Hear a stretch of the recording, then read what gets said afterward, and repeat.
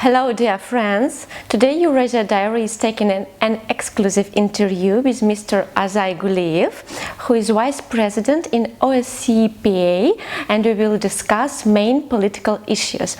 So, hello Mr. Guliyev, thank you for having us here for interview, for your time. And first of all, please let us know about your career and your political journey in OSCE. Thank you very much. First of all, I'd like to thank to all your team for taking time and coming to our office and taking an interview from me. It is my pleasure to answer your questions. I was elected in 2005 to the Member of Parliament of Azerbaijan, and since that time I'm a member of the committee which is in charge for institutional building and the legal affairs of our parliament. And in 2005, I became a member of the Azerbaijan delegation to the Parliamentary Assembly of OSCE, and from that time I'm actively taking part in the work of the Assembly. Talking about my career and my activities in the PA, of course, first I would like to say that I was one of the active members of our delegation. First time in 2013 I was elected a vice chair of the first committee. We call the first committee. This committee is in charge for political affairs and security issues in the Assembly. It is very important committee. I served 3 years as a vice chair of the committee, and I was elected 3 times in a row. It was, I would say, my first election and being a member of Bureau. After that, I was initiated 3 different resolutions concerning the issues that has the mutual interest and the common interest and importance for the Assembly. First was in 2013, which was about the strengthening the role of civil society in the participating states. The main objective was to make sure that the participating states are closer cooperating with the civil society institutions, and they're creating the enabling environment for their daily-based activities. And of course, the voice of the non-government organization is taken into the consideration and heard.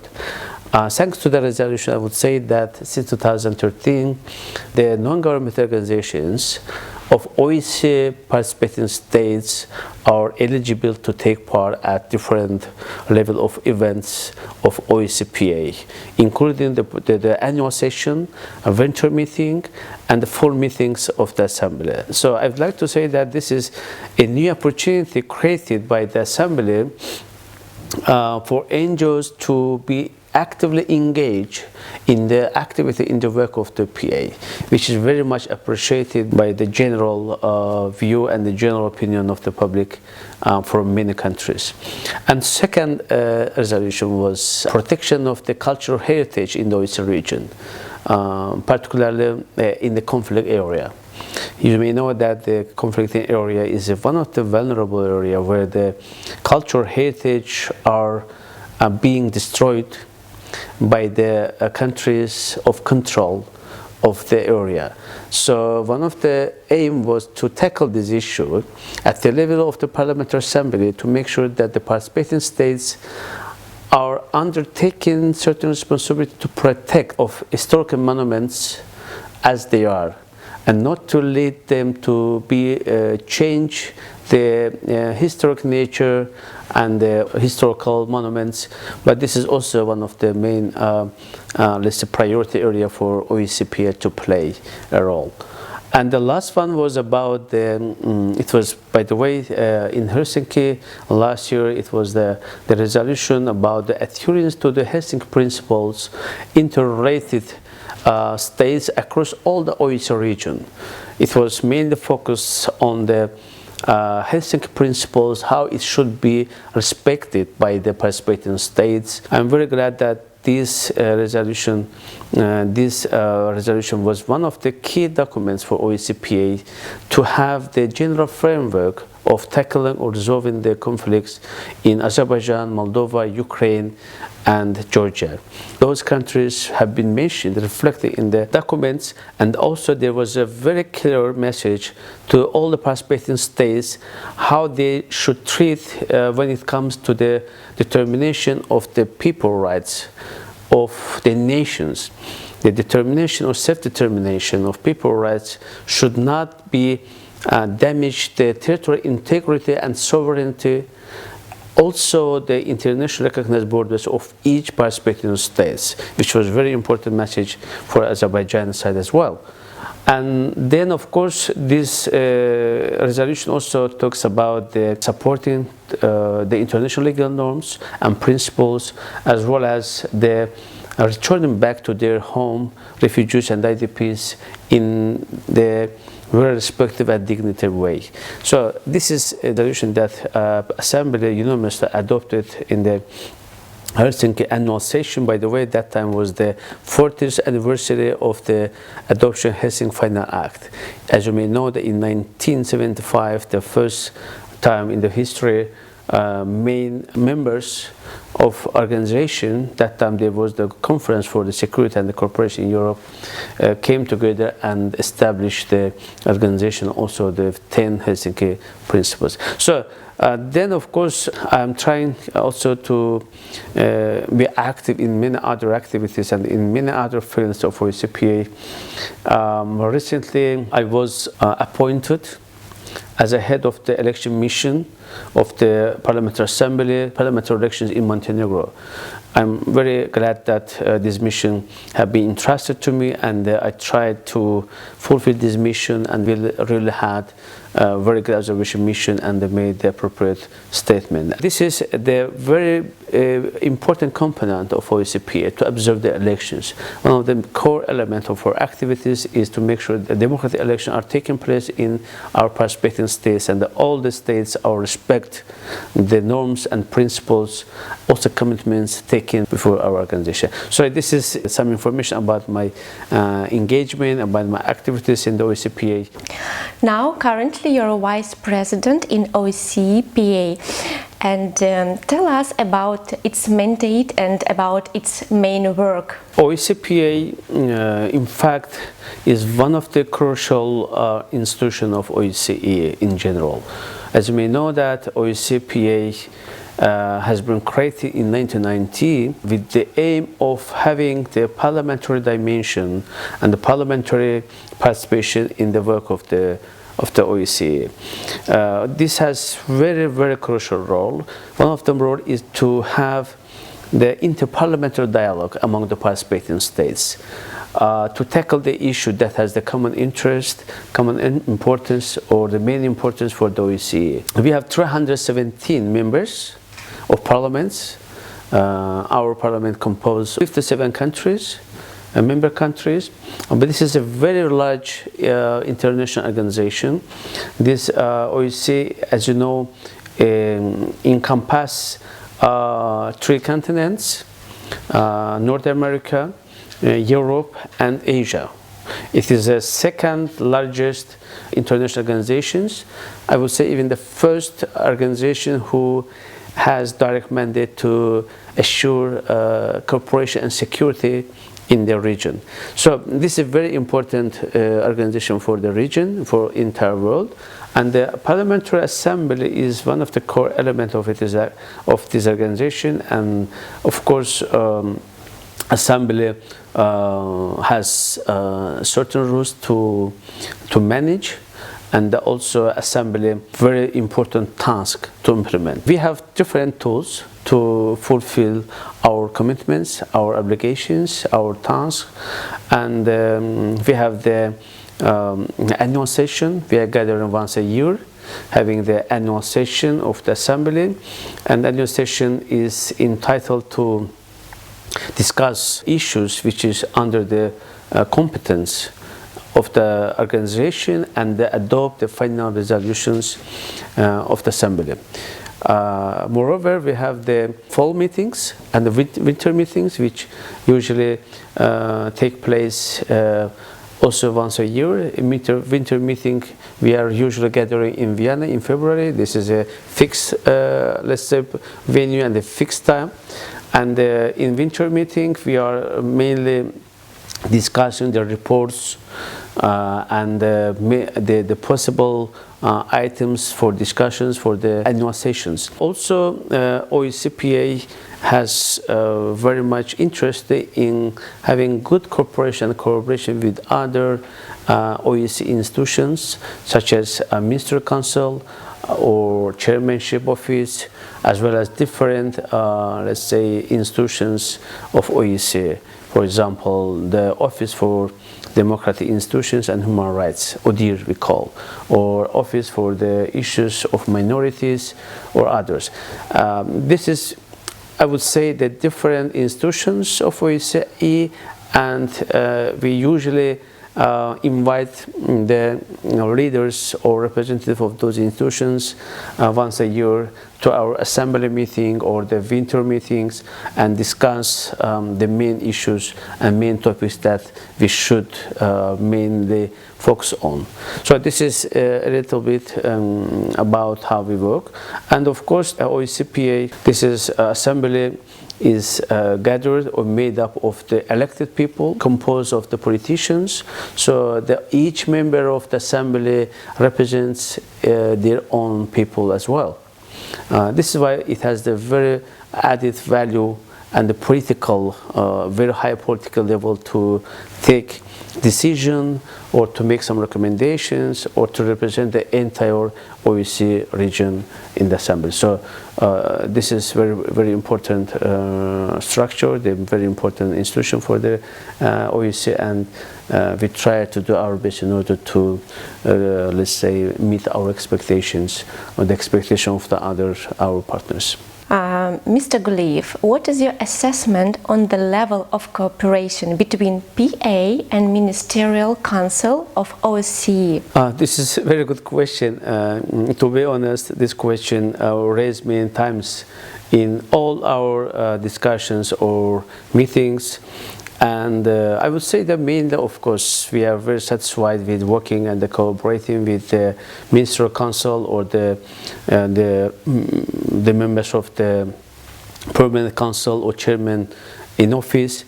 We have very good examples. We have a very good, let's say, experience in the past. But of course, I could not say that everything is in place and everything is doing according to our needs or according to the situation that we should come all together or combine our common efforts. But there is some lack, to be honest, in our relationship.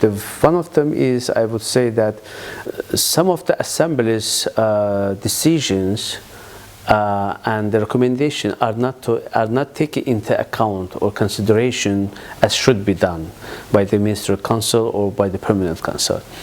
For example, we have made dozens of recommendations. We have adopted hundreds of declarations. And we usually send this declaration to the Ministerial Council, to the Permanent Council, as well as to the members of the participating states for their consideration, for their, let's say, for their use or for making some reference in the future. But unfortunately, there is no clear mechanism of getting some of the follow-up activities or making sure that all these recommendations are taken into place. We understand that our decisions are not legally binding. This is the political binding. However, I think the cooperation of different political institutions or the OSCE institutions should be interrelated and should in somehow cover to each other or complement to each other. This is one point. And second, I can remind our colleagues that in 1999 there was a declaration adopted by the Assembly saying that the Secretary General of the OSCE should be discussed in the Assembly, and the OSCE be given responsibility of approving the Secretary General of OSCE. But unfortunately, it doesn't work still. We don't have any chance to, let's say, discuss or to have some responsibility to approve the candidacy or the appointment even though of the Secretary General. I think it is one of the lack and one of the gaps that needs to be fulfilled in the future. And another important thing is that we don't have any mechanism to closely and fruitfully or productively work or cooperate with the Permanent Council. As you may know, the Permanent Council usually has meeting once a week, and they make and deliver very important decisions. But unfortunately, we don't have any solid and any efficient way of cooperation or taking into consideration our common interests.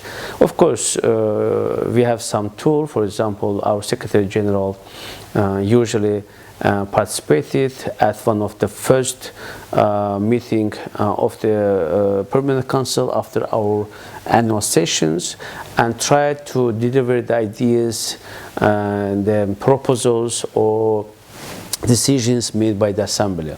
But I think it is not enough. It is not enough. If we are the single body, if we are the institutions of one single organization which has a very important task to deal, so we should have some concrete steps and concrete mechanism to make sure that our corporation has some efficient role and some effective consequence. Also, there is another important thing is that the meeting of the Permanent Council is made close to public. We think that it should not be close. It should not be close to the public because, of course, we understand that there might be some circumstances that could be allowed not to have a, let's say, open discussions or discussion to the public, open to public, but in many cases, in many circumstances, I think there is no justification to have close meeting of the Permanent Council. So, for example, in our case, in the case of the Assembly, we have very open discussions. Our discussions are made open to the public. Even it is broadcasted, and we have the live broadcasting through the our internet website or the online regime. So everyone who is interested in the discussion, debates going on in the Assembly, they can easily watch and get the information. So there are something I think, according to my understanding, needs to be changed. We need to have some reforms, also to strengthen our corporation, the level of our corporation.